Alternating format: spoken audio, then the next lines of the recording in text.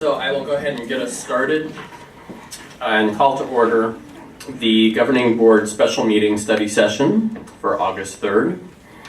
And we do have a tight agenda today, so we're going to try to not stifle dialogue in any way, but still want to move things along as much as possible so we can get through the tight agenda. And this is more informal. We don't have a call to the public or any of the, I don't think we have pledge and all that stuff. So we'll move right into 9 a.m. and the achievement data for the spring of 2013. Well, good morning, ladies and gentlemen. Good morning, Mr. President, Cabinet. It is my privilege this morning to take you through a summary, an executive summary of student achievement data for the Creighton School District for the 2012-2013 school year. And I'd like to draw your attention to our first slide. One of the things that you're going to be working with today, interacting with, is information about our strategic plan and the vision, mission of the district. The idea of transformation, transforming, innovating, and achieving excellence was a theme that came out of our strategic planning work, and I'm happy to be able to share that with you today as a focus for our thinking and for our work. And we want to work with all of our teams this year to, of course, get additional thinking about what the ideas of transformation, innovation, and excellence really mean in Creighton School District as we move forward, and of course you're all part of that. I thank you in advance for your patience and your grace. This is my first big presentation of student achievement data, so I hope to be able to present everything in a manner that is clear and efficient and hopefully comprehensive for all of you. I'd like to begin with information about who we are in Creighton School District. This shows us that we continue to be a minority population school district, a minority majority. We have an increasing rate of stability. The second graph demonstrates that we have about a 70% rate of stability, which means a 30% mobility rate, students moving in and out. 70% of our students start and stay with us. We have a 91% low SES count, which means that we continue to be a school district that services a high poverty population. And the final graph show our English language learners as a percentage of our overall enrolled population. We can see over time that count has declined. And there are several reasons for that. Among them, changes in the way in which English language learners are identified over time. The tests vary from year to year, and the counts of students who demonstrate proficiency on those assessments have been able to go up, due in part to those changes. In addition, we've implemented significant reforms and changes in our English language learning program, which have an effect on student achievement in those programs and in their reclassification. So who we are in Creighton School District is we are in service to a minority population of students who live primarily in poverty, and we have a large population of English language learning students in our schools. Today I'll be presenting to you a set of information from our student achievement data that includes AIMS, which is given to students in grades 3 through 8. AIMS shows us measures of growth using something called student growth percentile, which I'll share more information with you about in a few minutes. AIMS also shows us mastery of proficiency levels of students using a FAME scale. FAME falls far below, approaches, meets, and exceeds the expected standards for each grade level. We'll also be using AZELA data today. AZELA is the assessment used to determine the proficiency of our English language learners.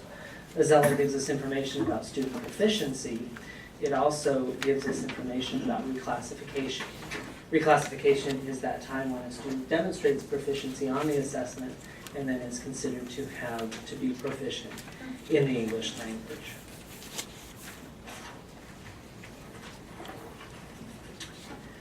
When we interact with data, it's critical to have inquiry questions. This data always paints a picture for the people that are using it. And when I was working with my staff at the school level, we always really tried to understand what that picture was in order to make the best decisions possible for students. When we as leadership interact with our data, we focus on questions such as these. We want to know what strengths are reflected in any data set that we're looking at. What does this tell us about what is effective, what is happening that is positive with our students and our work? What challenges are reflected in our data? And there are many. And finally, how much are our students growing in reading and in math in particular? And so these are the questions that we seek to answer as we go through the data that you're going to see today. We're going to start with a presentation of the letter grades that are assigned to our schools by the state of Arizona. This information, this visual provides you with a representation of how Ames data in particular, along with Azella information, is used to calculate our school's letter grades. You can see up in the top left quadrant the green color, and really the left half of that circle, that pie chart, is all about measures of growth. And that's where student growth percentiles come in, and I'll talk again with more specificity about that. So half of our school's letter grades are based on the amount of growth that we're able to achieve with our students year upon year. The second half of the letter grades are related to academic outcomes. That is to say, the proficiency, the percent passing, the percent of our students who pass Ames, the percentage of our ELL students who are reclassified on an annual basis, our graduation rate in the case of high schools, dropout rate in the case of high schools. And for K-8 districts new this year, special points for reducing the numbers of students in falls far below or the growth achieved by students within the falls far below category. So in those two ways, Ames data are used to calculate growth and proficiency and then assign letter grades to our schools. So, Mr. Dupin, the falls far below, there's going to be significant overlap between them and that red bottom left. Yes. That are, okay, so to some extent, what happens to them is kind of extra important in a letter grade. I believe that is absolutely true. And if you'll notice, when you see on the blue half, there's some measures that apply particularly to high schools. And so in considering the fairness of the school labeling system in Arizona, it was determined this year that K-8, the portion of the system that is K-8, needed some additional measures in order to be able to capture additional points. And so looking at the movement of students in falls far below category is a critical way to do that. But just to clarify, those 3 points are extra credit. So those 3 points don't hurt a school necessarily. I mean, obviously, if you fail to get them and you're close to a cut score, they're going to make a difference. But they're not intended to be punitive. So the scale is a 200-point scale, and schools can earn more than 200 points based on the extra credit points that they are able to receive.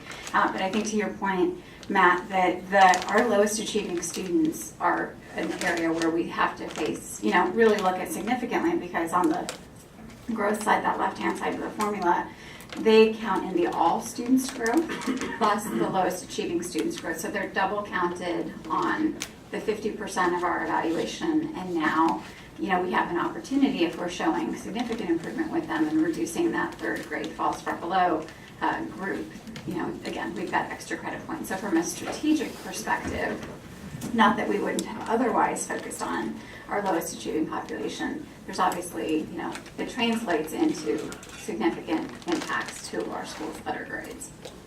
Okay. So again, on the graph, it shows that you can have a total of 100 points possible for growth and 100 points possible for the composite, and the additional points that Dr. Lester described as extra. So with this in mind, we've learned that Arizona Learns has given to our district a set of points, and we have had a decrease this past year. We have gone from having 117 points to having 113 Arizona Learns points at this time, which puts us in the position of being a C district for the second year. The following slide shows the school label breakdown for each of the schools in our district. And this shows the points values for each of the past 3 years, and the scale is at the bottom, so you can use that information to determine what letter grade was assigned to each school based on the total number of Arizona Learns points assigned for each year. I'll give you a second to just view that. Thank you.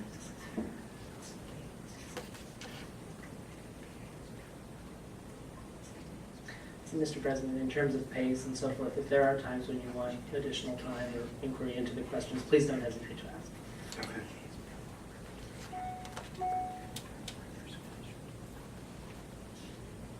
And to the board, let me know too when you've digested this enough.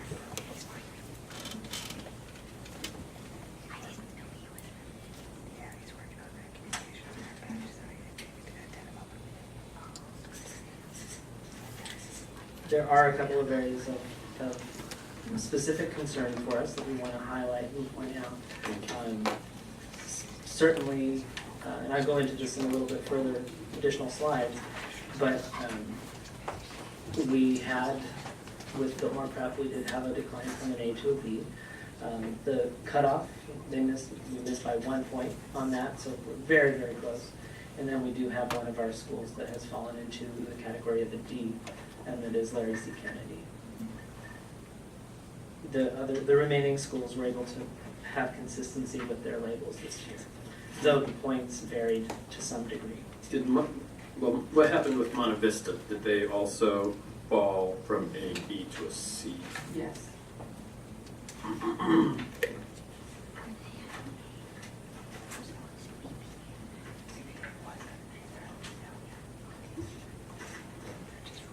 So are you later on in the presentation, because if you are, I don't want to start the conversation now, going to talk about sort of what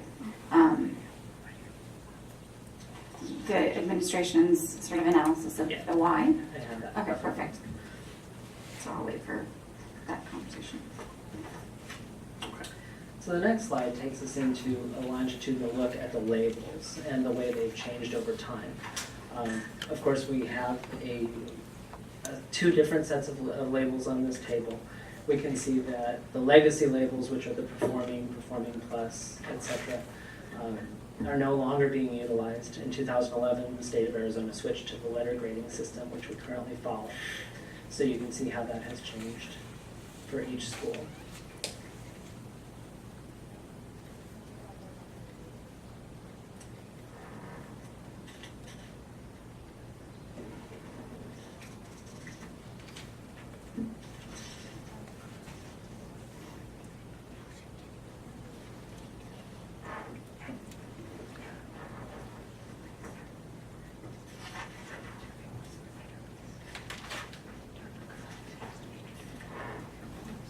So when our administrative team view this information and when they discuss, when our teacher teams have had now the opportunity to look at this and think about it, of course, we begin to jump to solutions. Of course, we ask questions about why.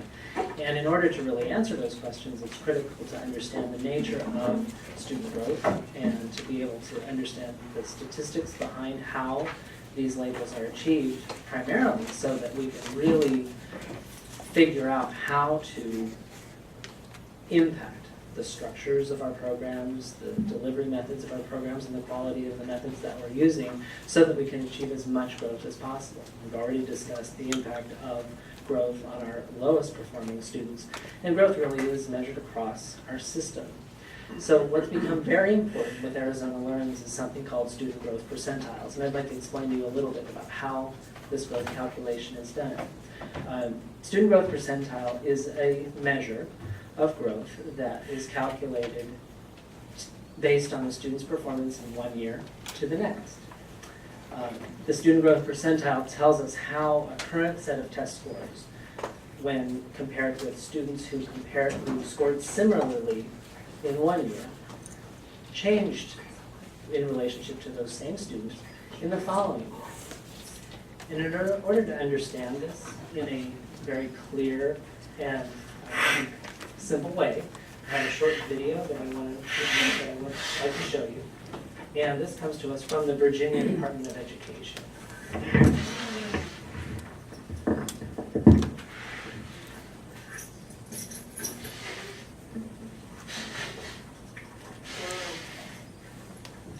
My mouse is gone.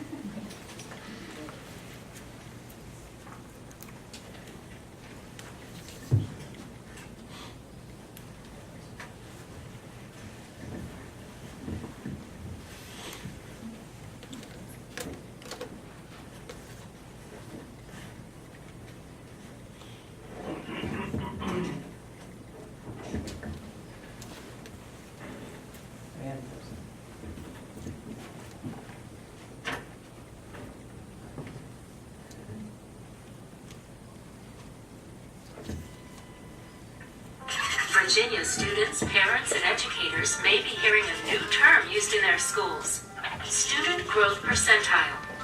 Not exactly something you'd hear in everyday conversation. Let's see if we can explain. In simplest terms, a student growth percentile expresses the progress a student has made relative to the progress of students with similar achievement on previous reading and mathematics standards of learning tests. So how does it all work? Let's take a look. Students have scores from previous standards of learning tests, which are measures at a single point in time. Students across the Commonwealth are grouped based on these scores. Take this group of students who earned a score of 412 on their third grade SOL math tests. Cute, aren't they? When these students become fourth graders and take their fourth grade SOLs, they'll earn new scores. Comparing these scores, it's possible to determine the amount of growth each student in this group has achieved. Let's take a closer look. Student A demonstrated higher growth than 92% of students with a similar score history across the state. Student D demonstrated low growth, but still showed more growth than 15% of students in this group. These percentages are student growth percentiles. Based on their student growth percentile, you'll be able to determine if students are demonstrating low, moderate, or high growth. Pretty simple, right? Many students will receive student growth percentiles in reading and mathematics. The student growth percentile provides students, parents, and educators with a measure indicating the amount of growth a student has made from one year to the next. To find out more about student growth percentiles, visit the Virginia Department of Education's website.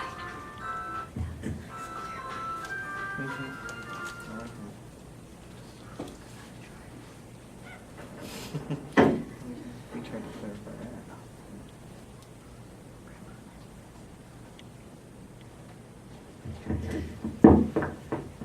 So without wanting to talk down to anybody, of course, I think this is really helpful because it helps explain something that is really a fairly complex system of academic measurement. But I think the real strength of this model is that, very often when we look at data in the past, we see comparisons of third graders this year to, fourth graders this year to fourth graders last year, third graders this year, third graders last year. And the question that is almost always said is, well, isn't it different kids? Isn't it different years? Isn't it? And this addresses that because it follows the performance of students as individuals. And that's what makes it so powerful. So when we talk about academic growth, we're not just talking about like the changes in program that can impact third graders one year and third graders the next year and third graders the year after that, but really how our instructional programs are moving individual children and groups of children farther and farther toward the goal of proficiency. So something like this, and then the information we're going to use it on today, is critical for us to understand. It's critical for our teachers to understand because they can then use this to drive their work in their classrooms and understand the power of growth and feel that the data that they're looking at have validity, that they can see the impact of their work. So then in the short video, they describe the idea of growth, which raises the question, well, what is typical growth? How would you know in looking at student achievement data, what would you expect to see? So when you're talking about individual students, a student growth percentile for a single child falls within the 35th to 65th percentile range, reflects typical growth. And what I'm going to show you is group data for schools. And in order to understand that, we do something called median growth percentiles, which is basically putting all those kids in that group and finding that middle. The median is the score that's in the middle. And then when that middle value is at 50, that's considered to be typical growth for a school. So this information comes to us directly from the Colorado Department of Education. This is considered to be the Colorado Growth Model, and it is the adopted model for measuring growth for the state of Arizona and for Arizona Learnings. This chart shows median student growth percentile for all of our students in Creighton School District who took AIMS and were included in our full academic year group of students. What this shows us is, I can just orient you to the slide a bit. The blue bar represents our median growth percentile in reading. The purple is in math. So if you consider, as I stated, that 50th, if the median growth percentile were 50, that would be expected growth. We can see that when we hit at about 5th, 6th grade in particular, we start to approach that expected growth category. We see it again with our 7th grade reading scores, and we see it with 8th grade in reading and math. So this suggests to us a trend of growth over time for our students. In 3rd and 4th grade, however, we see that our student growth is below what would be expected growth in using this model.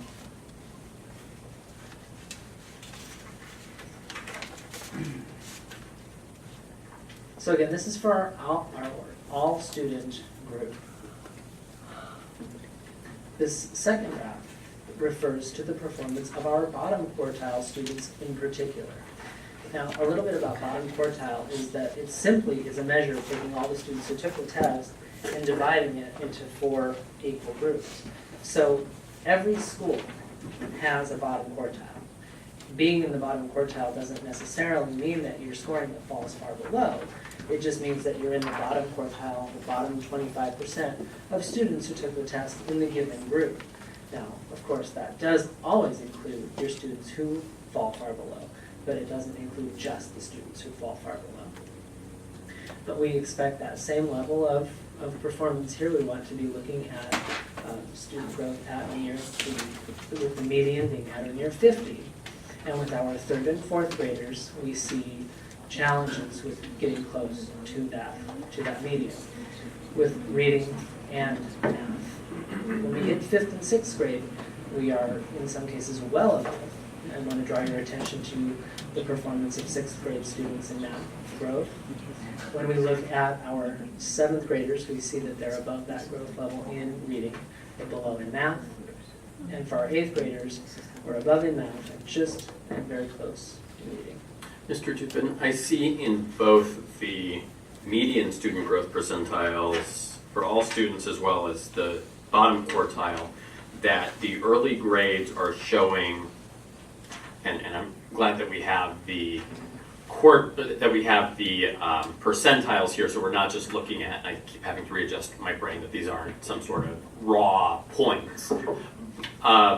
So we're basically falling below the median in terms of the growth that our students are seeing in early grades, but doing better in later grades. And I'm wondering if you have a reason why that might That's be. an accurate statement. I think there are several factors that contribute to this.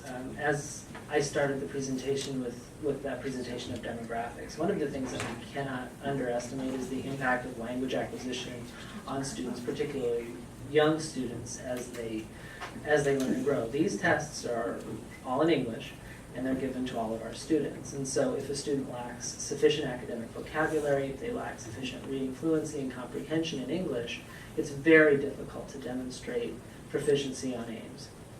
With time, vocabulary, proficiency, and fluency all increase, which allows students to perform better on these assessments, not only in reading but in math as well. So we believe, and in discussing with leadership as we evaluate these results, that there is a significant impact of language learning on that change.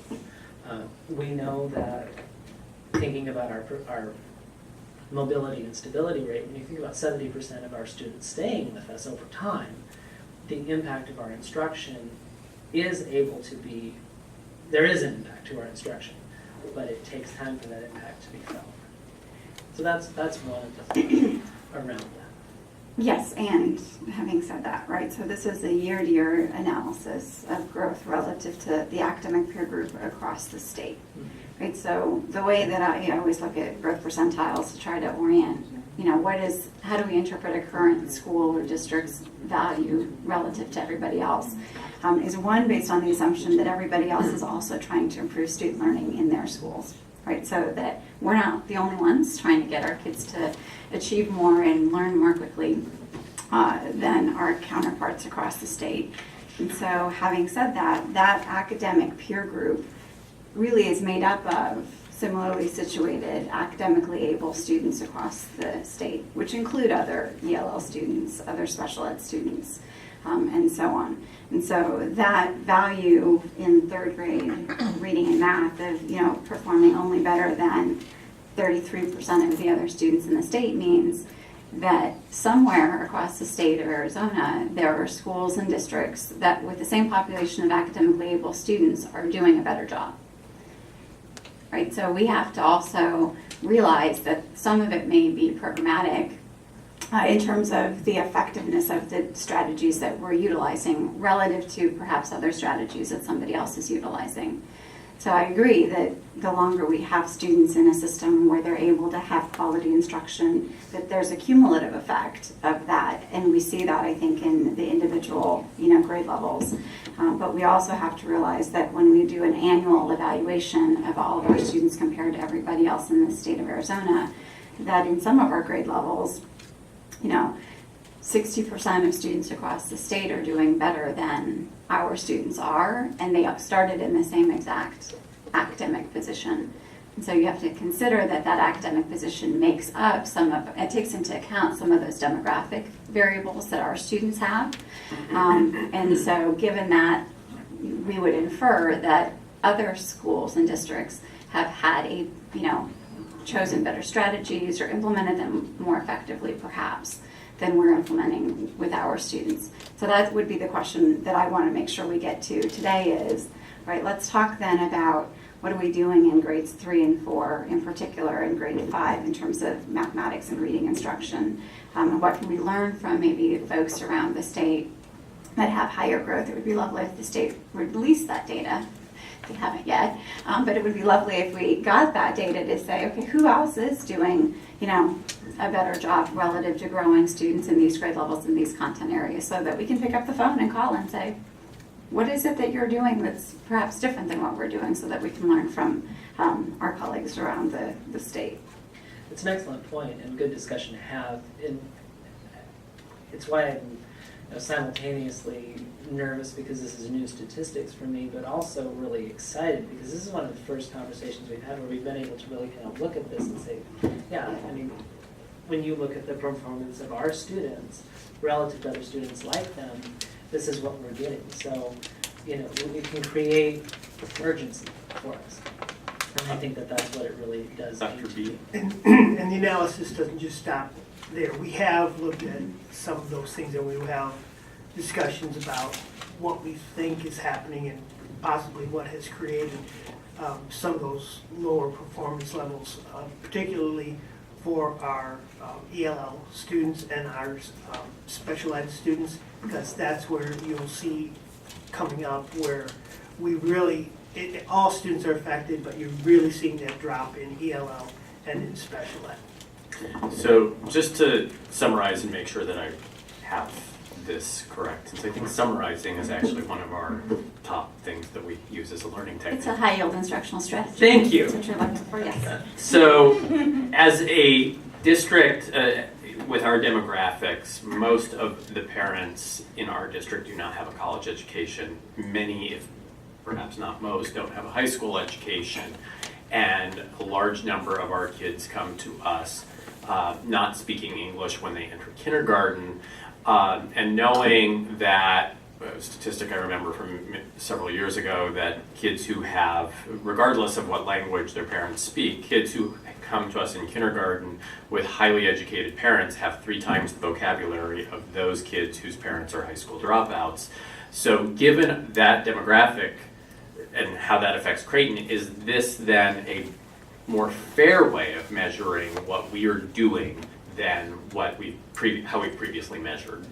Yes, because this does captures the impact of our instruction over a period of time on a given set of students. Okay, thanks. Ms. Sexton, please.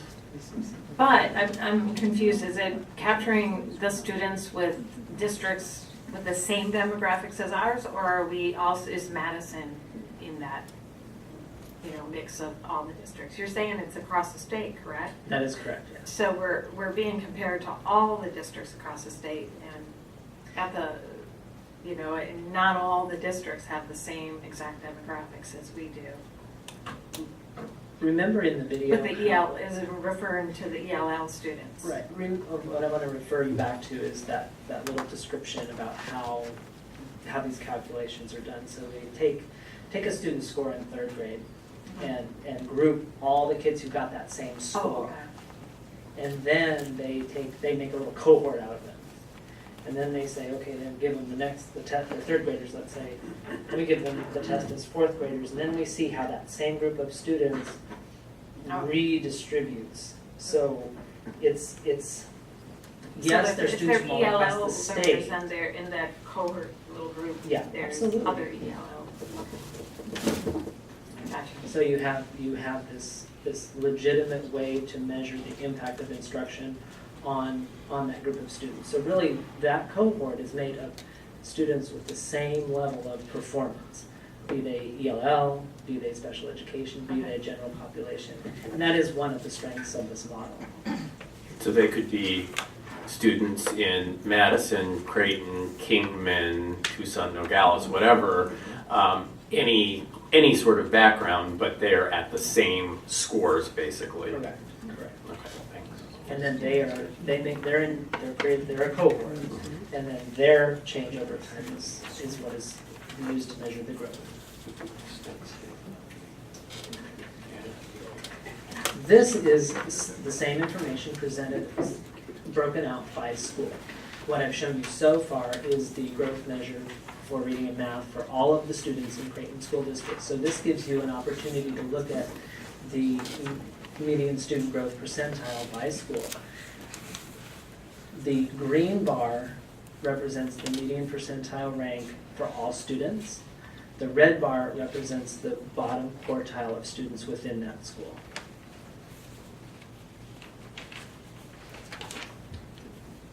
Right, and just to clarify, what we would love to see is that red bar always higher than the green bar, right? Because that bottom quartile of students is outperforming other students relative to the state in terms of their classifications, but then we know that we're significantly accelerating their learning, and those individual students impact the whole calculation of growth for the whole school. So they're in the green bar as well, and then they potentially are in that if they're in the false or below category, we're moving them out of false or below if they demonstrate high growth. I would love to, obviously have when I look at 3 of our schools, it is true that their lowest achieving students are, growing at a faster rate than all students in the school. What I want to make sure that we continue to do is encourage the opportunities for collaboration and discussion amongst schools to say, okay, what is it that we're doing with students in those particular campuses? How are we providing services and instruction? Are they doing it via a different program, perhaps? Have we piloted something at one of those 4 campuses, actually, now that I look at it? Or is it just, this particular strategies that teachers are employing there? Because we have expertise in our buildings, and we need to know, really purposefully, what is it that's happening that's varying between our campuses, right? We've set common curriculum, we have common materials and instructional resources, we've created structures that in essence are implemented in every single school, but the variability is either the fidelity to which they're implementing those things or the creativity that they're using while they're implementing them. So I'd love for us eventually to, if not today, throughout the year, really to talk about, what is it that's happening, even to have presentations from the leaders of these campuses at, future board meetings to talk about what is it that they're doing when they're working with their, lowest achieving, struggling population of students. So that we can have some transparency and some public conversations around what is working and can that also then translate to the other campuses. And I think we have that in, the principals are joining us in September, is it? I think. So, great questions to ask. Yes, we do have some very consistent structures in place across our district in terms of curriculum, the use of instructional time, and these are all implemented in our campuses, but you do see variability by site when you look at these growth measures. So looking at Arizona Learns and what you have seen what you've seen so far, we know that we have 3 schools who were able to increase their points total this past year, and those schools are Excelencia, Gateway, and Papago. Papago had a 7-point increase in their student growth measure. Loma Linda and Biltmore have B labels, and though we think about Biltmore having gone from an A to a B, it is still important to note that they have that B label, and they missed it only by 1 point. And we as a district did earn points for Falls Far Below this year in the extra credit of our model. In your packet, in your binder, I believe you have the documents for each school that break down all of the points totals. And I'm not going to take time to go through the binder to collect them yet. Dr. Farno, would you mind holding that up? That's information that we received. That section, and there's right. Yeah, the So behind tab 5. No, it's section 1, but it's lavender. At the back of section 1. Mhm. So these pages give you detailed information, which I'm not going to speak to page by page, but they break down the points totals for our school district and for each of the schools in our district, and how those points were assigned. The flow of the document matches the pie chart that I shared earlier, which gives you the percent passing information and the median percentile rank of our full academic year students, our composite score, and then our points.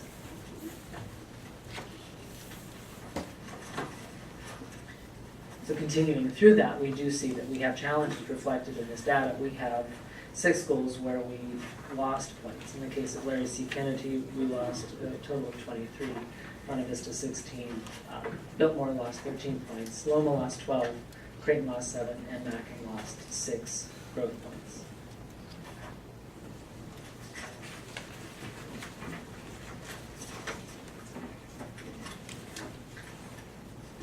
So now that we've given you that information, the next logical place to go is into the Ames results with a little bit more depth. When we look at our Ames results, in specific, we ask, what are our goals? What are we trying to do with Ames? How are we performing over time? And we use longitudinal reporting to do that. I have prepared an annual report for you that's different than what we've used in the past. And then the different kinds of data displays that we use. And just let me provide you with this information. When we talk about the data, oftentimes we'll talk about all students. There's several subgroups that we're going to look at. All students includes all the students who were enrolled within the first 10 days of school and continued through the time Ames was given. Our general population of students is all of our full academic year students minus our ELLs and minus our special education students. So we want to use that to see how non-ELL and non-special education students are performing relative to our all group. And of course, how are our English language learners and how are our special education students performing. And that top question about goals is really, really critical. With Arizona Learns, we have always worked toward high levels of growth for our students. Arizona Learns gives us some additional guidance in how to frame those growth goals. We also have goals for proficiency, for percent passing, and those are established minimally by the federal government and then implemented here in our district based on where we hope to be able to get with our students in excess of those goals. And that's the next slide that I'll share with you. This comes from, these are the annual measurable objectives as prescribed by the Elementary and Secondary Education Act. These give us the proficiency targets. So I'll use third grade as our example at the top. For 2013, the goal was to have 76% of students passing in math and 82% of students passing in reading. For the 2014 set of scores, the goal will be to have 79% of students passing in math and 85% of the students passing in reading. So you can see that these goals change year to year.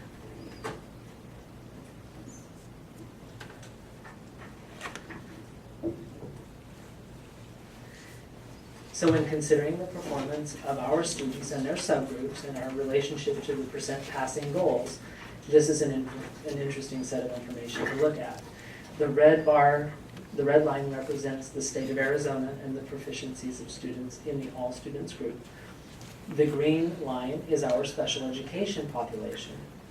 The purple line is our English language learning population, and the blue is our all students subgroup, so all the students who took that assessment. We can very clearly see when we look at this graph that we have had a change in performance between 2011 and 2013. We see this, and of course, it gives us a high level of concern. We know that, and I mentioned this in future slides, we do know that the way that Ames was constructed changed this past year with regard to additional rigor and additional text complexity. So the tests essentially got harder. What's challenging about that is the fact that given those changes to Ames, the state of Arizona still managed to go up by 1 point and we went down. So that gives us some pause. If our trend follows the state of Arizona, then we can use that to understand and continue to feel we can use that to understand. When we do not match the state's trend, we become concerned. So Eric, when I look at this data, so when we, I mean, obviously the significant decrease was in our ELL percentage passing and our special ed percentage passing. I mean, those are big drops for those populations. That this, unlike the growth model that I was showing before, this is the performance of the all student group as it stood last year compared to, so it's not the same kids every single time, but it's performance of the students in these groups, how the English language learners did last year versus the performance of the English language learners this year. So it's a different data set than what we were looking at before. And yes, they are significant. Right, I mean, because basically when we look at the state level data, like you said, it's flat. I mean, the state didn't do much in reading and mathematics despite the implementation of slightly more rigorous items, some of which on, the Ames test. But we saw a decrease across the board in all of our analyses. And when we flip through, and this is all kids, not just the full academic year students, correct? Yes. So, but when I kind of quickly flipped through the lavender, 7 of our 9 schools, with respect to the students who they had an opportunity to provide instruction for a full academic year, have less than 60% of their students meeting the standard, meeting or exceeding passing, which is alarming, right? Because those 60 percentage points translate directly to 60 points on the right-hand side of the formula.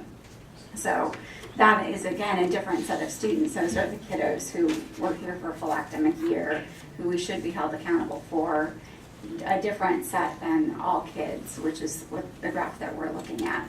I guess part of I want to keep talking about data, but I want to jump as quickly as we can into sort of the analysis of the why. Because to me, I'm excited to see the strategies, because I flipped ahead, I apologize. Okay, that's all right. And so that's, I think we have a clear picture, and you all have done an amazing job pulling data together for us. But, it seems to me fairly transparent. We have an issue with getting our students to meet the standards, and we have opportunities to grow more kids.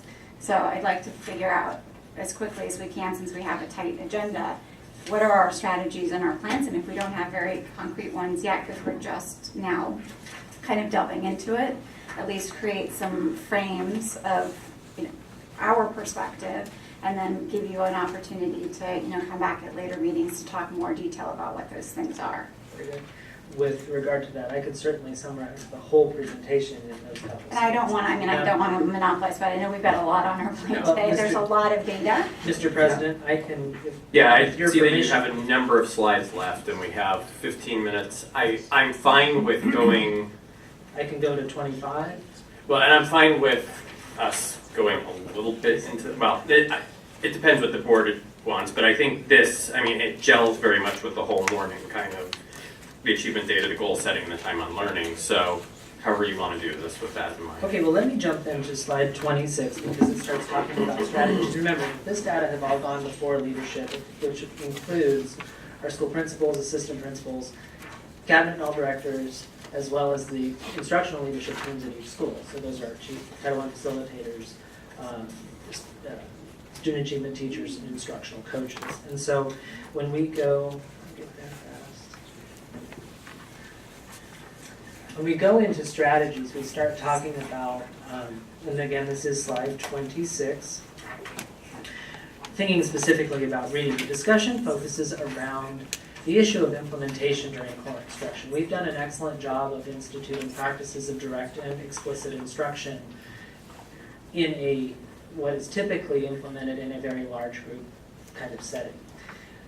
Differentiation involves breaking the instruction down into small parts and implementing structures such as guided reading that allow students to experience the content and practice the content at their instructional level under the guidance and supervision of the teacher. So we believe that working to increase the capacity of our staff to deliver differentiation within their lessons is a critical priority for this coming year.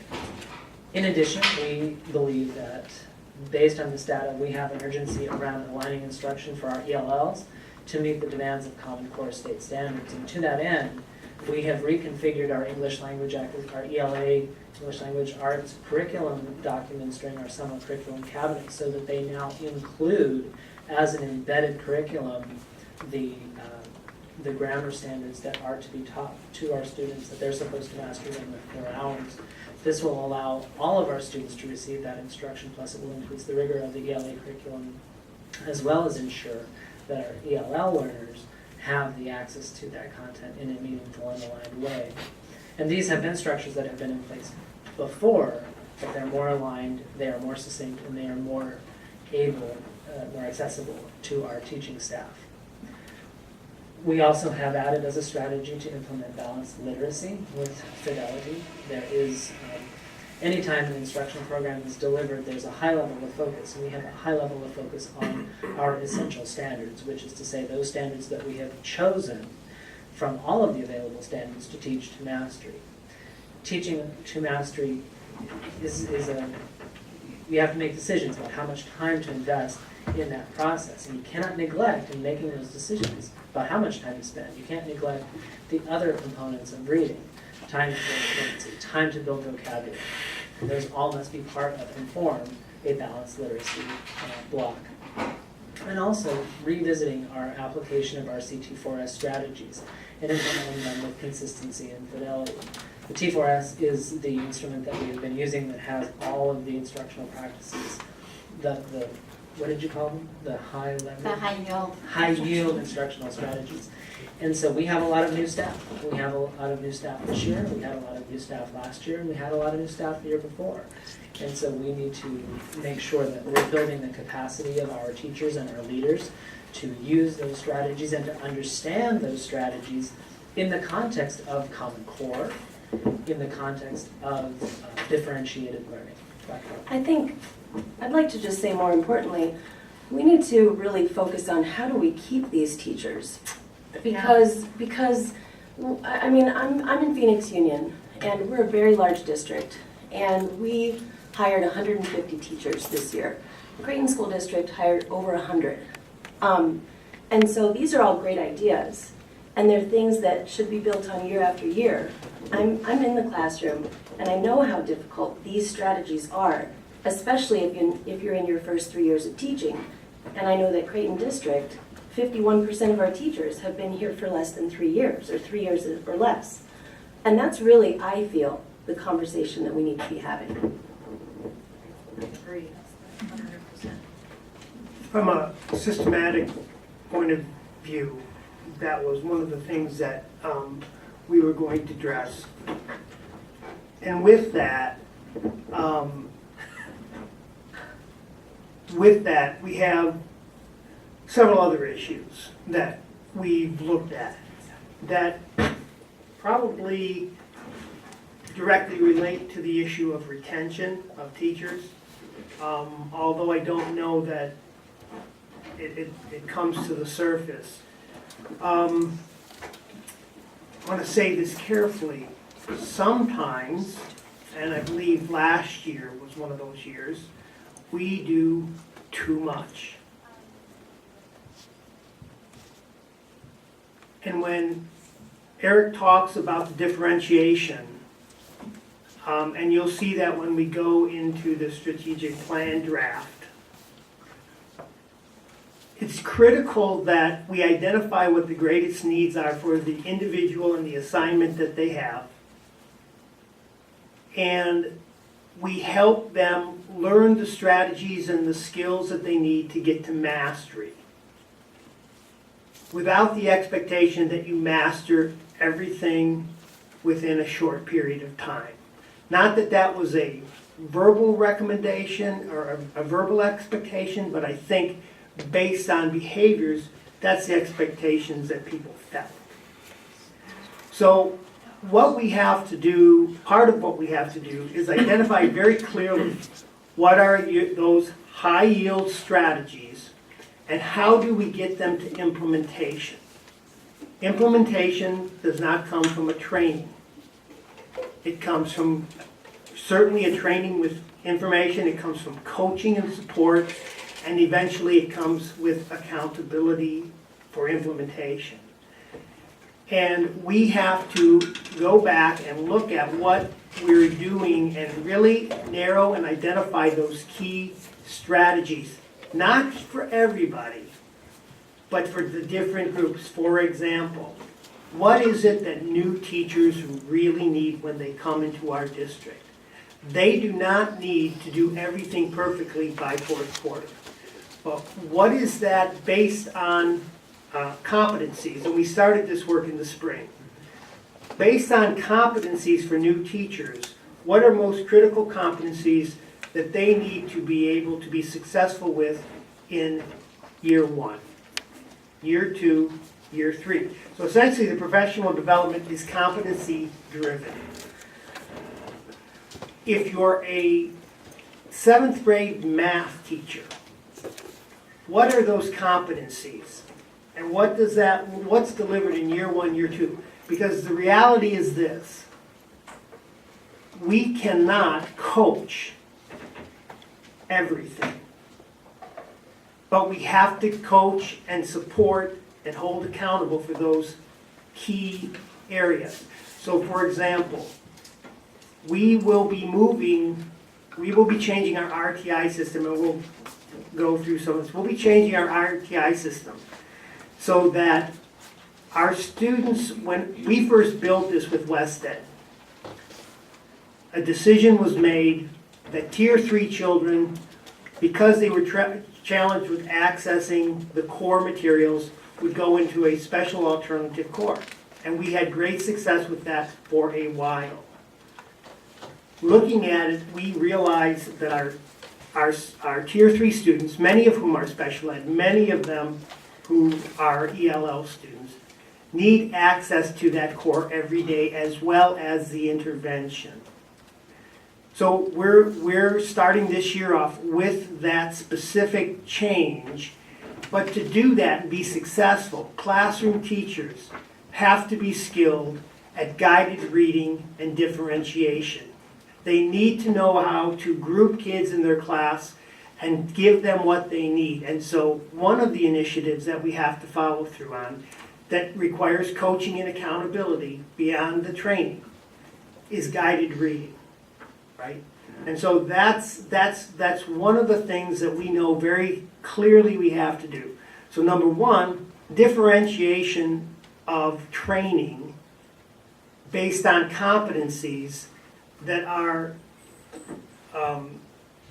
laid out in a way to help create masters at what they do. And speaking from personal experience, we have a lot to learn. You know, I was in the district as a classroom teacher for 4 years. We talk about differentiation for our students, but we don't provide it for our teachers. I mean, this is anecdotal, it's my personal experience, but I'm still hearing from classroom teachers who are telling me, I've gone to yet another training about Common Core. Those are the teachers we should be utilizing to provide the professional development for our teachers. And I don't feel like we're doing enough of that. There are some things that for example, this year, we oriented our new teachers. And based on the competency-driven professional development plan that we're in the process of building, we made strategic decisions about how to right-size that experience for new teachers. So we pared it down. Sylvia, how much? From 4 full days to approximately 2 full days. But So what about the full teachers day. who have been here for years or even decades, you know what I mean? What, Could I just step in on that? One of the things, and we've had this conversation, was about giving teachers leadership growth opportunities as teachers. So for example, we can identify at every school teachers who work with students who are English language learners, who are outstanding and get very strong results. Those teachers need the opportunity to work with their colleagues. We have classroom teachers who are excellent reading teachers, know how to do guided reading. They need the opportunity to work with their colleagues to do that. We have teachers who are very strong at data analysis. We have teachers who are very strong at lesson planning. We have to move those folks into leadership opportunities. So when we have data meetings, those people need to be able to support their team and possibly other grade level teams. When it comes down to, and you'll see this in the strategic plan, we have to identify those strong teachers and use them to help support, coach, plan, and teach their colleagues. And so that's part of retention. That's part of helping people grow. These are conversations we've been having, and we've formalized those more in our draft of our strategic plan, so that we can start doing those things as soon as possible. Because you are exactly right. When I look at retention, it's about feeling as though you have purpose and you have the opportunity to be successful and grow. That's what drives most teachers. And so looking at it, and I'm not making excuses, but when we started this effort 5 years ago, we tended to be all over the place with our curriculum, with our time, with what got taught, with what didn't get taught. And so we tightened things up a great deal. We put structures in place to ensure things were going to happen. People have gained skills and competencies that we need to take advantage of. And so those are just some of the things that we've been having conversations about since probably last January on, about where we need to go with these things. From our perspective, you are exactly right. That's part of what has to happen. And so that's from a systematic point of view. I don't know what the magic is in terms of always keeping teachers. We're not going to be able to pull loads of cash out of our pockets to do that, which I think would help. But I think it's really getting down to that issue of meaning, success, and growth, and how we build that for people. And there's other things that systematically that we have to take a look at. For example, with the hiring of a lot of new teachers, where are those new teachers placed? How many of those new teachers are placed in EL classrooms? Because it's hard in an EL classroom. How many of those new teachers end up being in special ed positions? How, not just the consistency or lack thereof coming into the system, but what's the consistency once people are in the system? How much time do people have to become a master in 3rd grade? How much time do they have to become a master at ELL? And ELL's tough. And part of the reasons it's tough is you spend most of your time, well, up to this point, because we've changed the curriculum now, teaching language. And then the children are tested on the standards. So every time you sit in a data meeting as an EL teacher, guess what? Most of the time your kids are the lowest as compared to your colleagues. That's hard to deal with, right? Because what you've been spending your time isn't at a high level of alignment with what was tested. So those are also issues that we're addressing. So I don't want to go on because I know we're going over time, but I wanted to just give you kind of a systematic view of what we're seeing. And I think as we move into the second part of our agenda, we will be discussing that. Can I ask a quick question about just what's on the screen right now? So I think some of it is just verb tense, maybe? Or the structure of the way, right? We've been implementing differentiation of instruction. That's correct. Right, so we're not just all of a sudden going to start. So I think if we think about how we're communicating what we're asking teachers to do and leaders to do, we're not adding something new called differentiation to the expectation of instruction. Perhaps it's implementing more effectively aligned differentiation or differentiation with fidelity, like you've seen it in a couple of the other pieces. But part of it is about messaging to all teachers and to new teachers especially, right? The analogy that everyone I think knows, I train lots of teachers, and so I like analogies because that is also another high yield instructional strategy. And it's like the educational reform buffet. Right, so we all belly up to buffets, and you've got a small plate, and you want to try a little bit of everything because you're not sure what you're going to like at the buffet. And so you heap on, and I think this is to Jim's point, right? We heap on lots of different things, hoping that something's going to stick or be yummy or work or whatever the word is. And we try a little bit of everything, and sometimes we feel like once we put it on our plate, we have to eat it because we've been guilted into thinking, well, we tried it, and even if it doesn't taste good or it's not working, we should eat it all because I picked it, right? We need to also give teachers and leaders some flexibility and autonomy to say, wow, we tried that. It didn't work in the way that we expected it to work, so either we need to go back and look at how we implemented it to see if we need to make some modifications to the implementation. It might have been we didn't do it very well. Or we might, through analysis, say, no, we actually did this very well with fidelity, and it didn't meet the needs of our students, and so we need to not keep trying that particular strategy and then go back and try something new. So I think that part of it is communication and the way that we message and the narrative that we give, because if we put out verbs like implement and align and apply that all sound like brand new things and brand new initiatives when they really aren't, we're going to overwhelm our teachers thinking that we're adding more to their plate, and they're going to honestly say we cannot add more to our plates. I mean, we've got to do what we do well and ask our leaders to monitor that really effectively. So I know when we get to the strategic plan piece, I mean, that's one of the places where, I want to think about how do we monitor what we're asking everybody to do. So not for the purposes of only accountability, but for the purposes of understanding, is it working? Because if it's not, I want to make sure that everyone has the flexibility to say, it's not working, and here's the data we can show you that it isn't working. So we're going to recommend that we try something else versus just sticking with it because we've always stuck with it. Yeah, Ms. Sexton-Royce.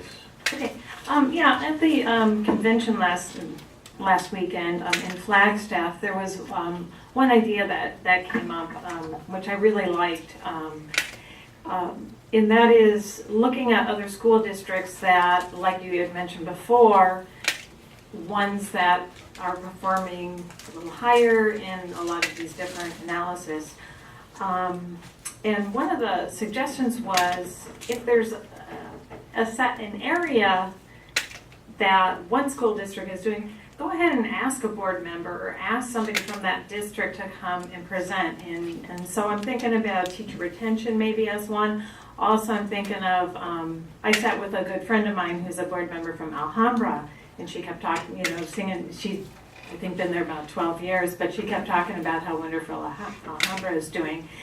And I think finding out And she said she'd be glad to come and present to our board, or some people from the district, from the administration. I think finding out what they're doing that's working also, just, not that we have to do exactly what they're doing, but just finding out, well, what's going on with other districts, what's working, is it tons of cash more for the teachers and then all of a sudden the test scores go up, or is it not?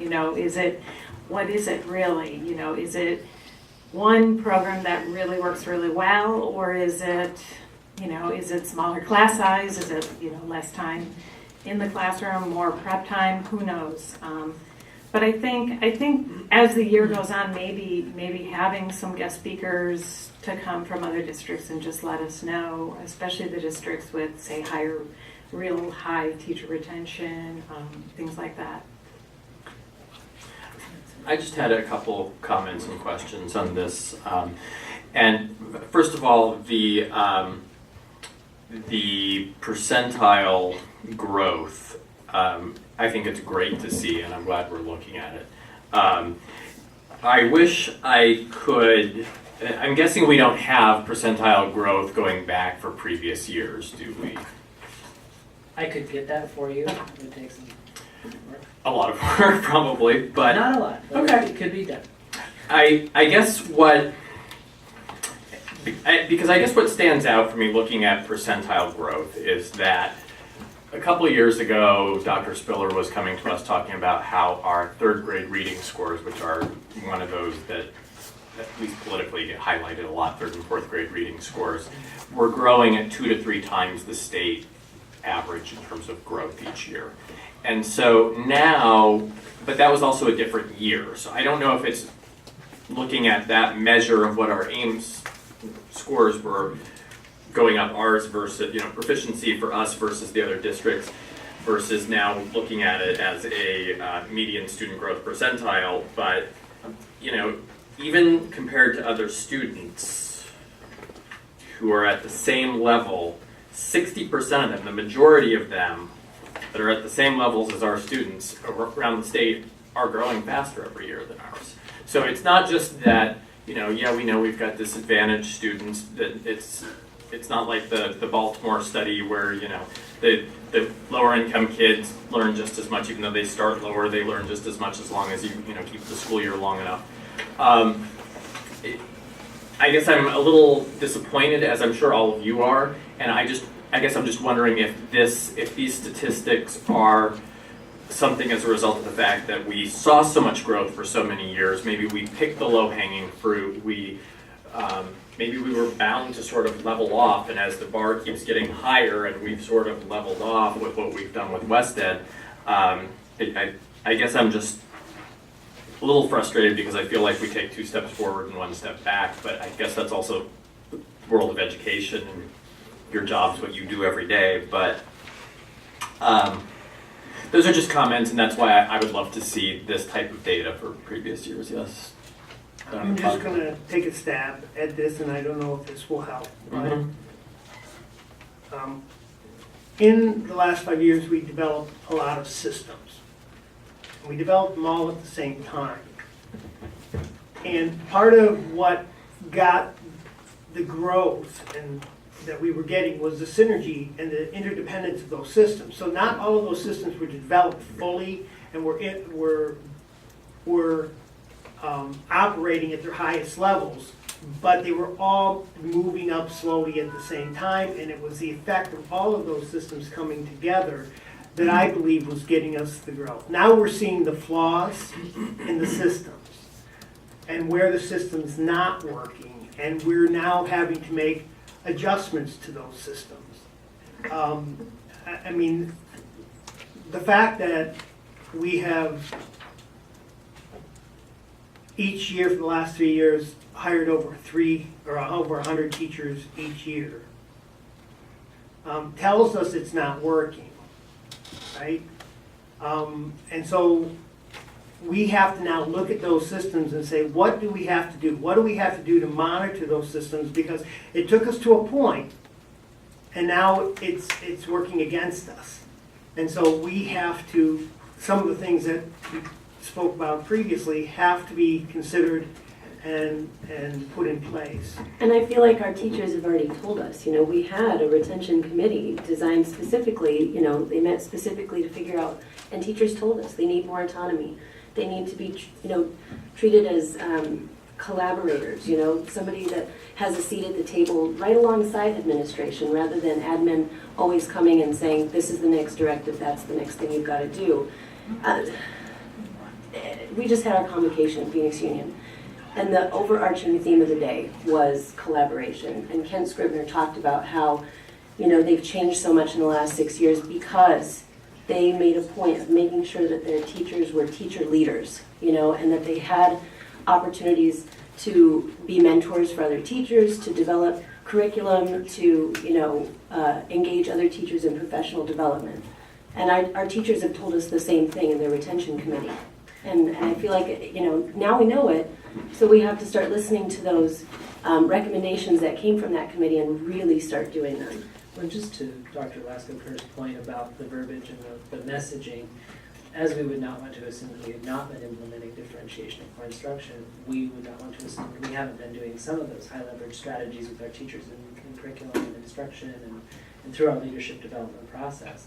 This summer and for the past 3 summers prior, we have a robust curriculum cabinet, for example, that in this case, these teachers came in and worked diligently over the course of multiple weeks to work on the realignment of the ELA and math pacing calendars, to readjust, I guess, the essential standards that were chosen and set those out. And they worked to create the documents that our teachers will be using. And they received specialized training, and they're going back to their campuses, they've already been, and they're helping their teams implement these things. So, and it's a core of people, it's like 100 people in our summer curriculum group.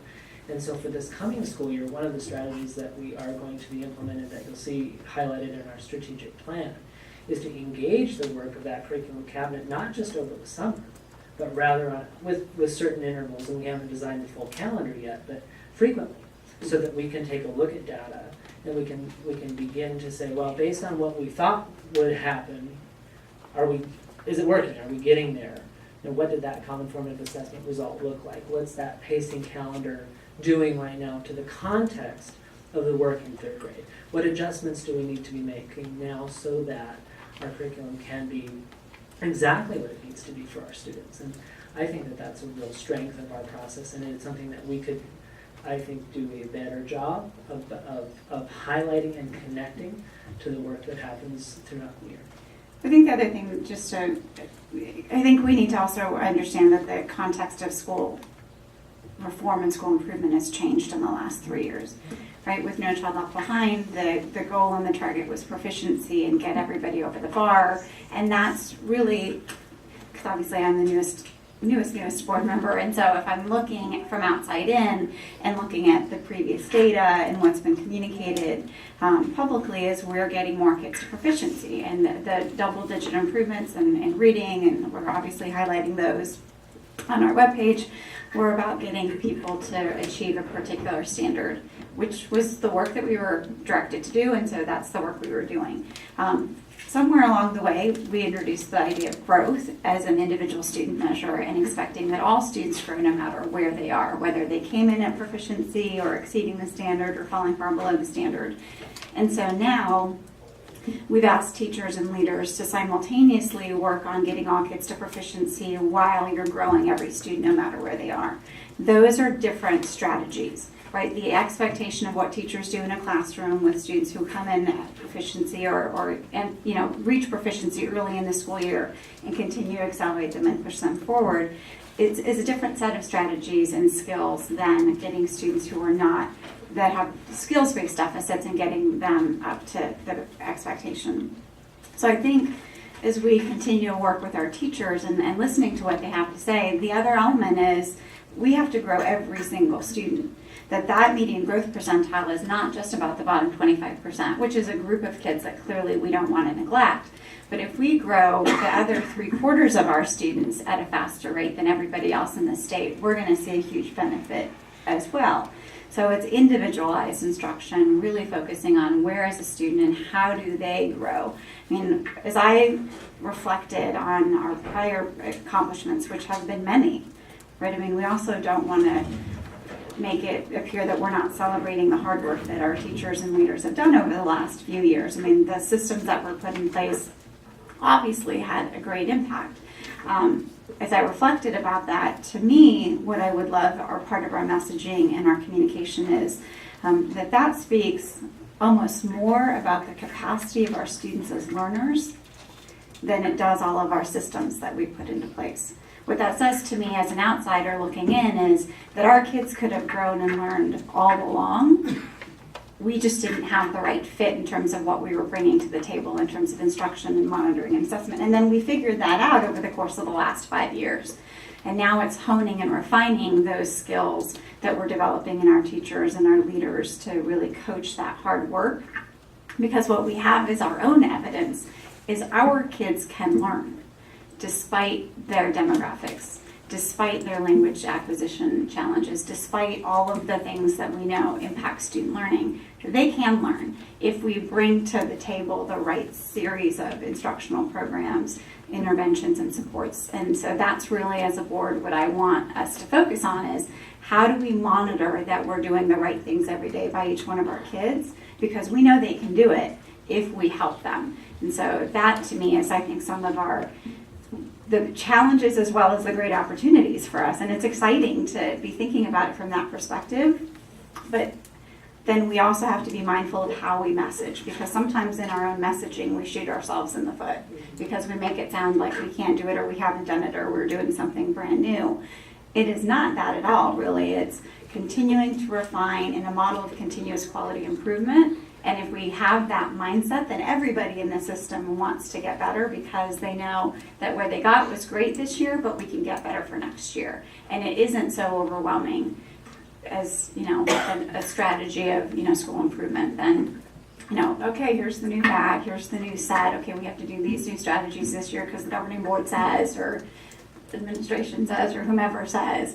I think to Jeannie's point, we've got to really get teachers at the table helping us make decisions so that we can hear the day-to-day implementation. Because it's great to conceive of something, it's a whole other thing to see how it's working in classrooms with everyday kids. And clearly we're not as close to teachers as the administration is and leadership is. But we, as long as there's a process to be sure that they're engaged in the conversations and that we get some insight about what those conversations look and sound like, I think that will help move us further down the direction that we want to go. And some of I don't know what's exactly coming in the next portion of our agenda, but some of this sounds like that might be stuff that is good to discuss there. I just have one final question. If anyone else has final questions, we'll make some brief ones. But the student growth percentile, is this something that is going to be used individually with students, like on a report card? Is it going to be used with parents in APTT, or is it just something kind of for our own purposes? All the students receive an individual student growth percentile. So that is information that can absolutely be used at the student level, the teacher level, to chart the course of growth for students. I think we have to build some dialogues for how you most effectively do that, how you help people understand it. I showed that little video, things like that to give, because it is a new concept. It's not just like, well, did we pass or not? It's how much did we grow? And that was one of the initial questions that I led with. But yes, the scoring is available in that manner. It's not currently on our report card, but it's available in other ways. Okay, thanks. Any other final questions or brief comments on this? We do. Was that this? I have it for time on learning and for long-range facility plan. I have a question that we might address later, but I just want to ask it, and if it's later, then just tell me. So Okay. this academic year is the first year that we're going to have to retain students in third grade if they're in the false or below category. And so are we going to see specific data kind of prospectively that if it were this past year, how many students would that have been, and so on? Because obviously not all of our schools got their false far below reduction points. So, it's a strategy. That's something that I'm not prepared to speak Okay. to today, but it's something that we can get. We've done Maybe it. for another. We've had that in the past. Okay, perfect. Maybe for a later, board meeting next agenda. So are we ready to move on to the next item 2? Let's go ahead and do that. Thank you, ladies and gentlemen. Thank you, Mr. Dupin. Thank you. Pretty graphs and charts. I love it. I know you didn't get to your full presentation, but I look forward to reading. Well, and to that, my goal is to try to be simple and clear and provide enough without providing too much, and that's a learning process for me. So you have it, and it's very critical here to be honest, to be complete, and just to give information that we can all use. I was always told in legal classes that if you ever present before the Supreme Court, you come up with about an hour's worth of presentations and you get about 3 minutes of it before Justice Scalia starts spending your whole time questioning you. So you can decide which of us is the Justice Scalia here, but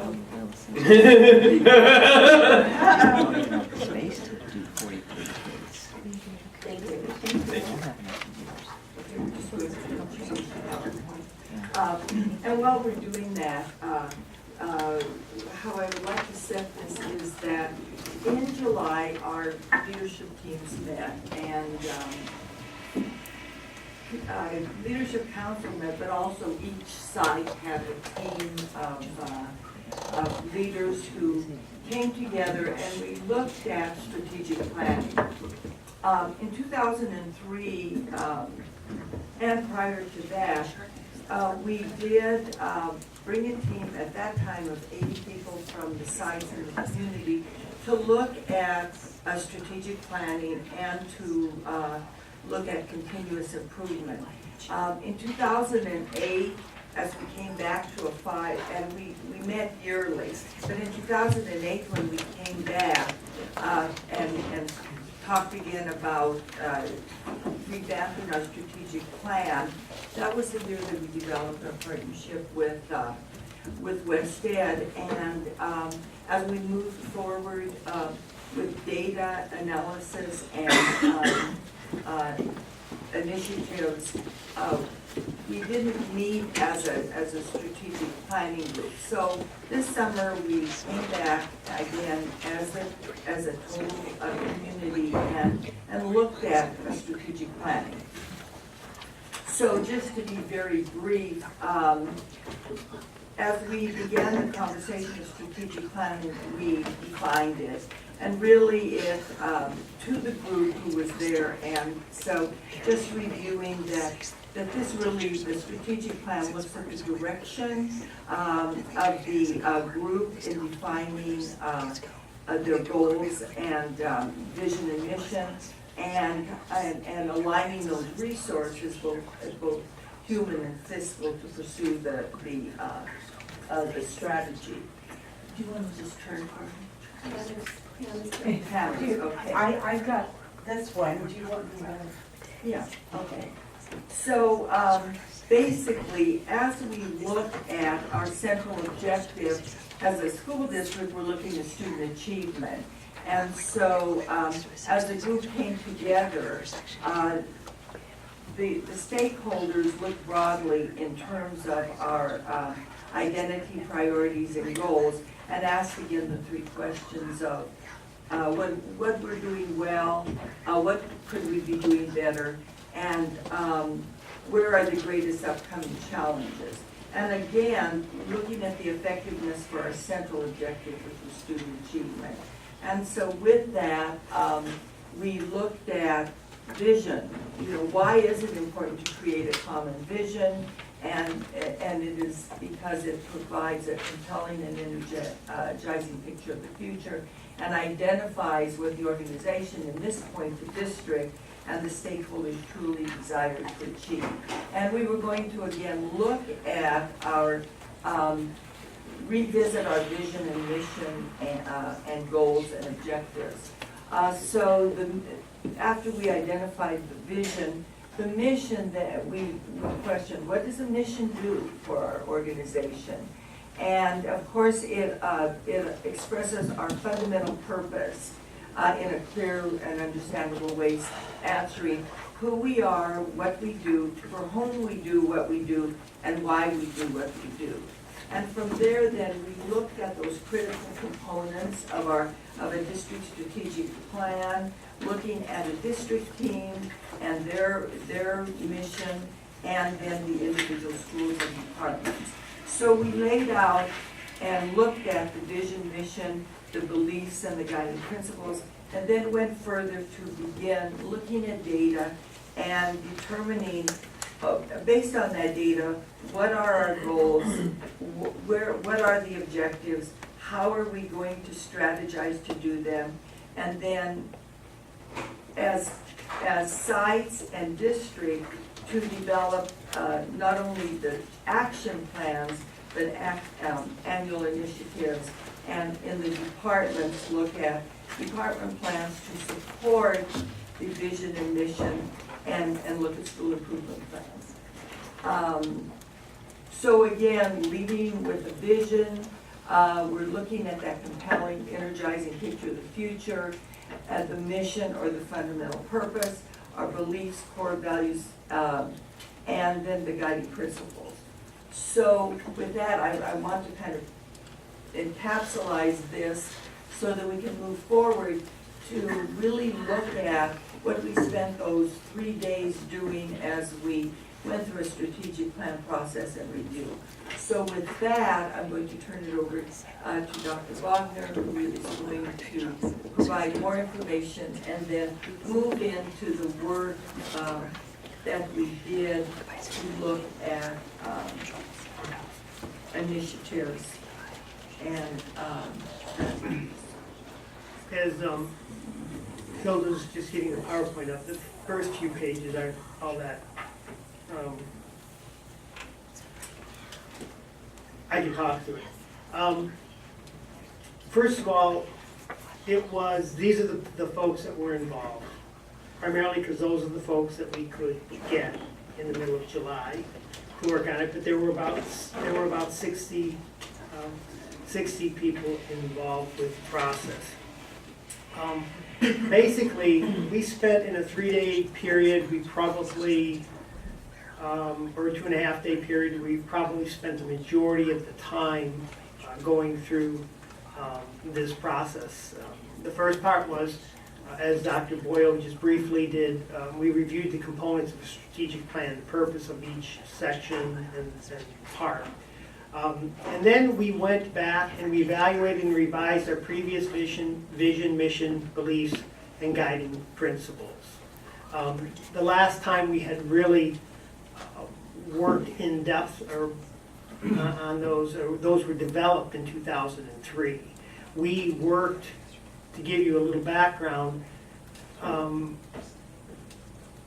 we've had a strategic plan since the early 2000s. That plan was, each year it was, with looking at the data, it was evaluated, and then we modified the objectives, the strategies, and the annual initiatives, but really did not focus on the vision, mission, beliefs, and guiding principles during that time. And so we went back to those and used that kind of as a jumping off point.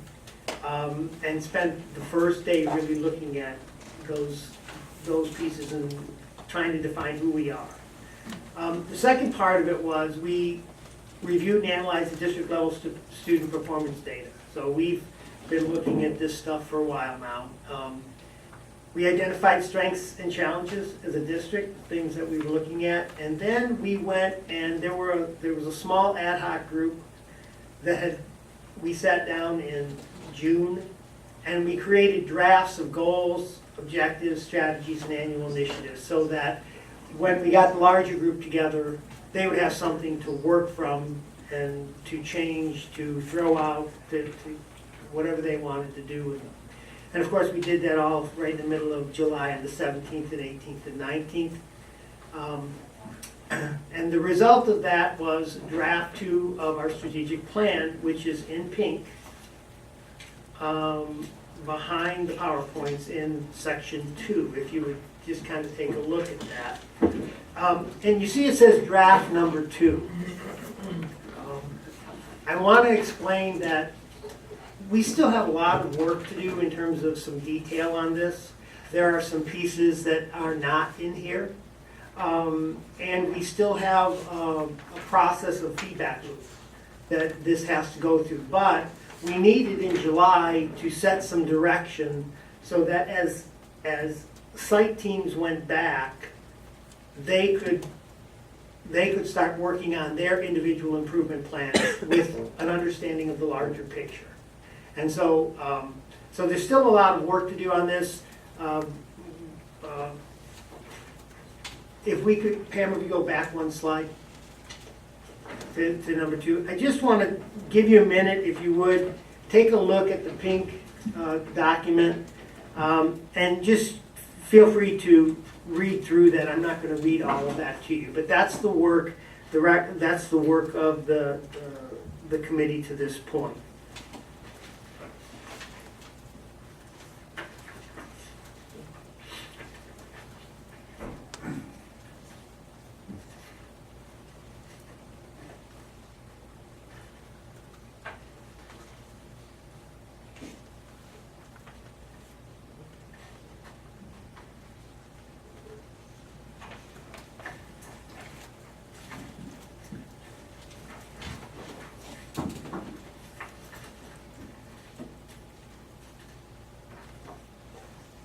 And if you have any questions on that page or comments at any time now or any other day, you can feel free to make a recommendation.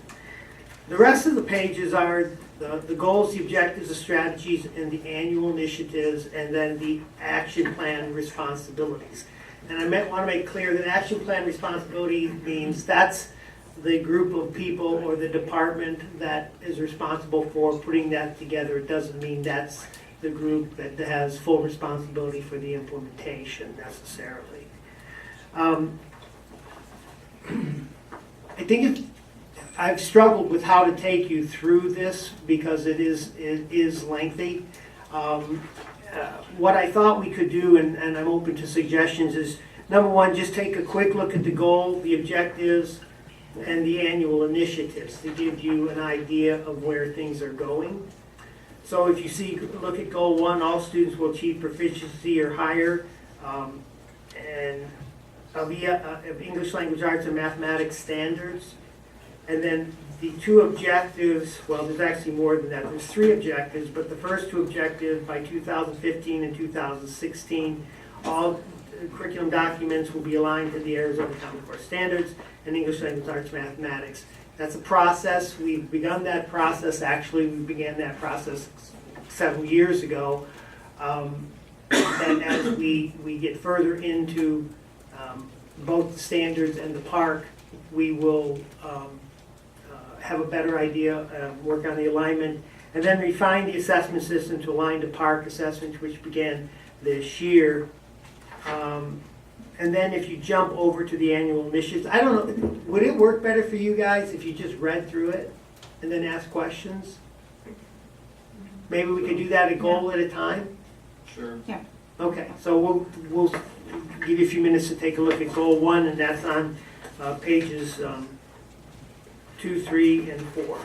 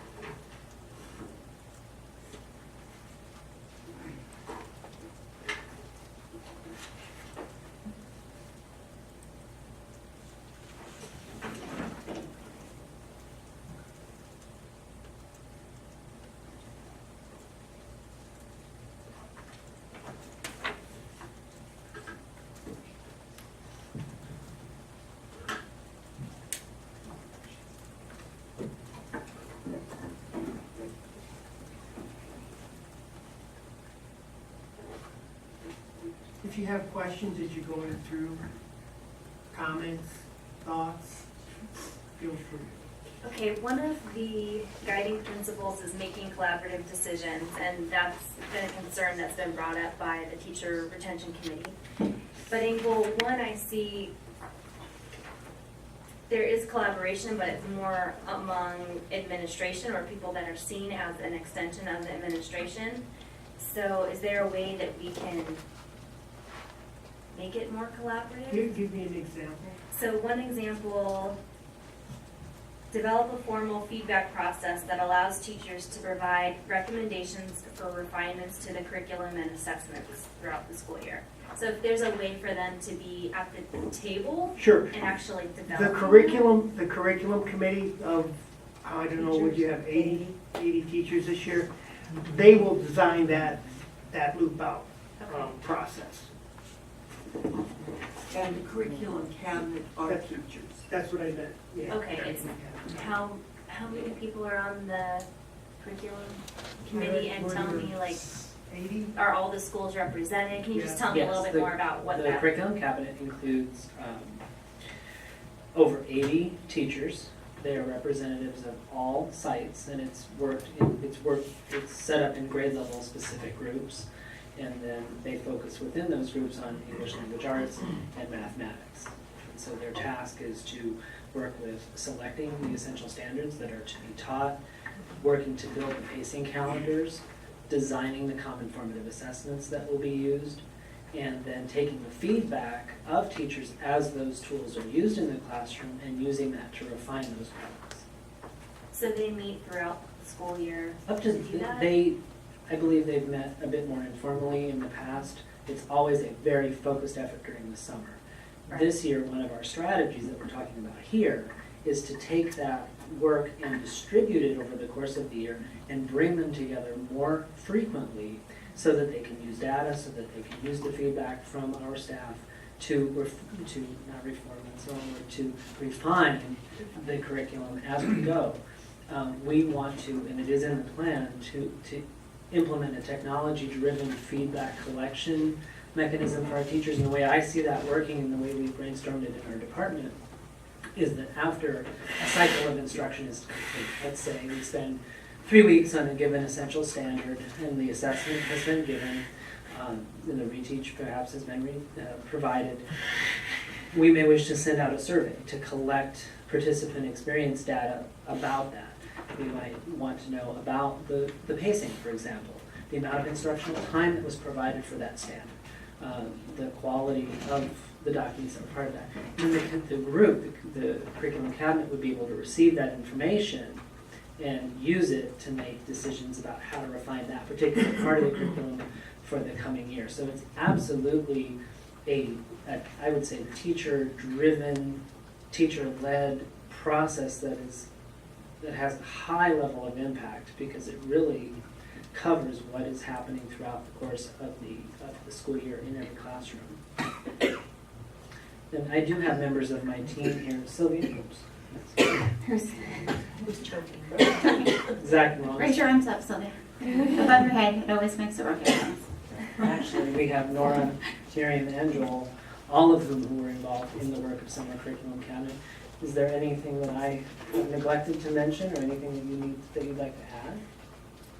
We also have had members of the ELD committee. So the curriculum was made up of English language arts, math, as well as English language development. And yes, there is representation from every site. And there is differentiation in that. Obviously, I've been reflecting on our dialogue from earlier, but there's differentiation within the structure, and that the middle school teachers have the opportunity to approach the work of it differently. They have the opportunity to ask different kinds of questions and try to learn. For the last several years, we've had grade levels, kinder, first, second, third grade, building our implementation and working with implementation of Common Core.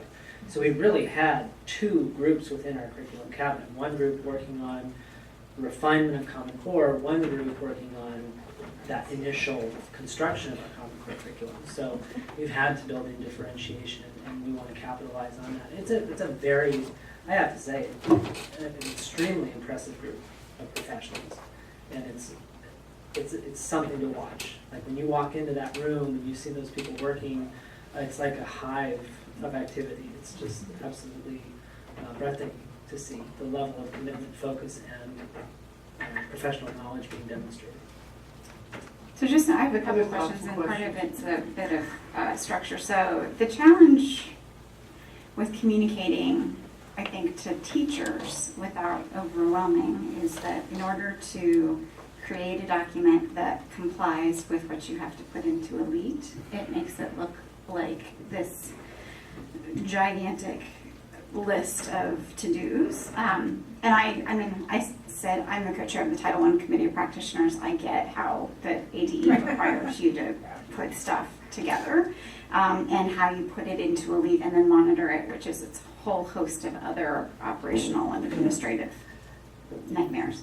I'm trying to balance that, which I know is a heavy and time-consuming job, that having a structure like this makes it easier for administration and team to do what they have to do in terms of compliance, but then looking at this and feeling overwhelmed. And if I were a classroom teacher or a new teacher and this document existed anywhere or was shared with me or it's on the web and I'm looking at it, it just seems like there's a lot going on. And so part of it is just style. And to me, at the end of the day, what we want is all kids to be literate and in both the English language arts and in mathematics, right? We want them to be college and career ready, and we want to be developing programs to support them to do that, right? That's the big overarching goal. And then there are really 4 strategies to doing that. Aligning curriculum that's aligned to the state standards, aligning instruction and ensuring that all students are getting high quality instruction, aligning our assessments and using that data to monitor our accomplishments, and then providing professional development, coaching, and support to teachers. Right, so I think and I don't want to make people do more work, but I think that there might be a more transparent way of showing the things that we want everyone to do without being so overwhelming. Because I look at this now and I think if I'm a brand new teacher or an existing teacher, this all looks brand new to me. And this looks like we haven't been doing this, and that's not the case at all. And so I just love a dialogue around how can we really communicate the essence of what we want to be doing as a district, but without overwhelming people, and yet still give you the structure that you need to be able to comply with the expectations that the AD has for you. Well, and the intent of the work that we did this summer was to develop direction for our district, and from that, I am going to extract what we need for the Elite, and we'll talk about that.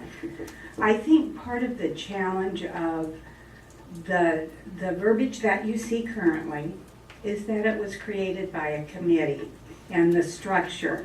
We had lots of input from a host of individuals, all of whom wanted to wordsmith, and things grew into kind of a lot of verbiage. It's going to be our responsibility now to try to pare that down in a comprehensible fashion for sharing and taking back to the committee so they can see that their original ideas are there, but that we now have something that's easier to share with not only our staffs, our teachers, and other folks that work for us, but with our stakeholders as well, because we need to share with them too.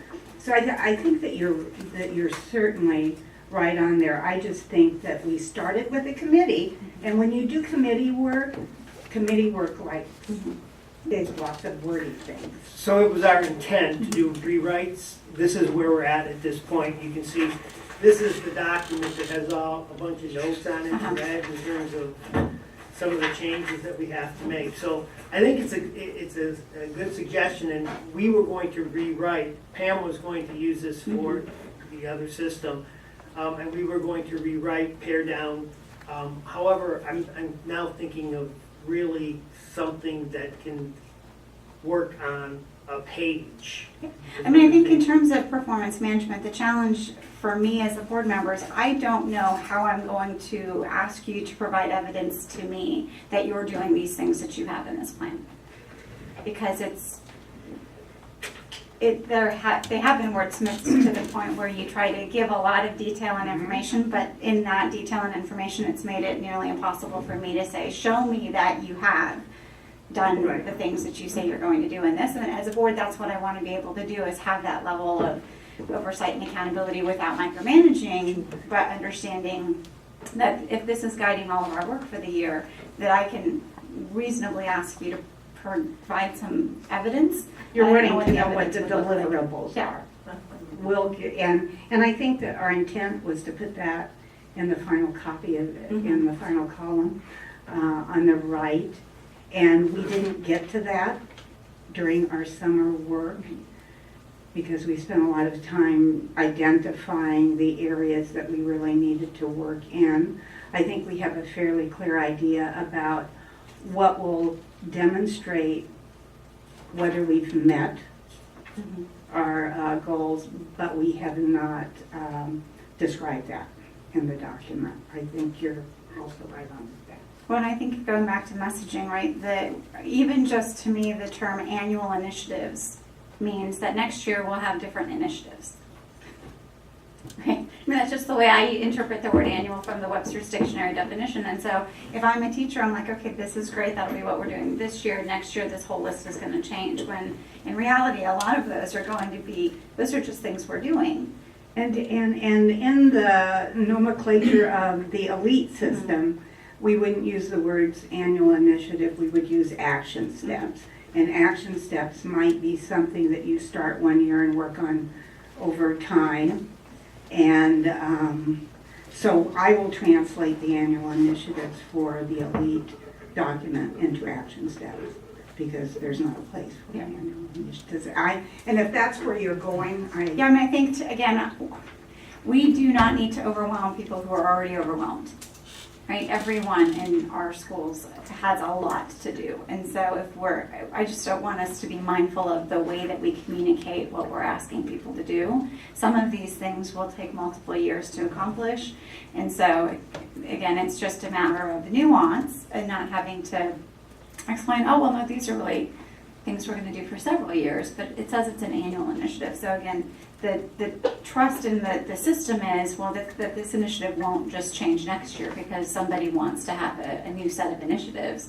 But I think we need to think about continuous improvement is about taking on what it is that we want people to do and refining over time every year based on our data and implementation. So again, the term annual initiative to other people you might not interpret it that way, but when I've worked with teachers, Well, and that's actually the your first thing interpretation is actually how it was designed and how we were actually taught. The strategy is something that goes out over time, and then the annual initiative is a part of that strategy that can be accomplished within a given period of time to a degree. Curriculum we know is ongoing, for example. So it is actually designed that way to say this is what will get done this year towards that strategy, towards that objective, and then towards ultimately the goal. Yeah, like I said, there's 1,000 different ways to Right. do performance management, planning, and goal setting and strategy. To the extent that we can make it a little less overwhelming, I think structurally that would be it. It's from a substance perspective in terms of goal one, given all of the conversation we had this morning about growth and growth data, we don't have a growth goal. And so if I would like to ask if we can add growth as part of either 1A and then 1B, right? So that we have and put in place a growth expectation for our students. And, I think staff can talk about what's reasonable, but I think, when I work with schools to try to develop that, it's, all students will make typical or higher growth in reading and mathematics, right? Because it's our students relative to everybody in the state. So that means our kids can make typical or higher growth relative to everyone in the state because some other kids in other schools are making less than typical or high growth as a result of it. I also don't notice as an objective specifically, and I scanned all of the other goals, we don't have an objective or a goal around instruction. Right, we have an objective, and we have goals around high quality teaching or teachers, which obviously contributes to instruction. And we, in terms of all students being taught by highly effective teachers, and we have specific subgroup goals. But I think in the world of teaching and learning, we've spent a lot of time on learning goals, which makes a lot of sense. But I think it's also important for us to have teaching goals. So what is it that we want all teachers to actually be doing, and having a goal around instruction? So do we have a goal that all teachers will provide differentiation? Do we have a goal that all teachers will utilize the instructional shifts in the Common Core? Because I think one of the pieces that I see missing in the strategies are aligning of curriculum is fabulous and absolutely essential, but if we don't have our teachers implementing the instructional shifts in English language arts and the instructional shifts in mathematics and implementing the mathematical practices and then monitoring whether or not those things are occurring, we're going to just check the box that says, well, we have aligned curriculum to the Common Core standards, and the instruction's not going to change specifically. So I'd like to either see an objective that addresses instruction and what our expectations are of our teachers, so that it's very clear and transparent to them, or a goal that's specifically around instruction, so that, again, we let, like a bit to our point earlier, that we make it really clear what is it that we want teachers to try to get good at in the first year or the first couple of years, and getting good at creating, instructional units that integrate the, balance of literary and informational text and create text-dependent questions and all of those other pieces. Those are specific skills that we have to develop, and I don't see those coming out or, being Not obvious to me. explicit, but they are in Yeah, there. yeah, but I want it to be Right. explicit, like, we need to not be kind of beating around the bush here, like, there are very specific things we want teachers to do, and then we want administrators to evaluate with a lowercase e, not a capital E, observe and give feedback around the effectiveness of their implementation of those instructional shifts so that they can, develop those skills. And then objective 3, in terms of my feedback, I think that RTI is the needs of all learners, right? So I appreciate that we're specific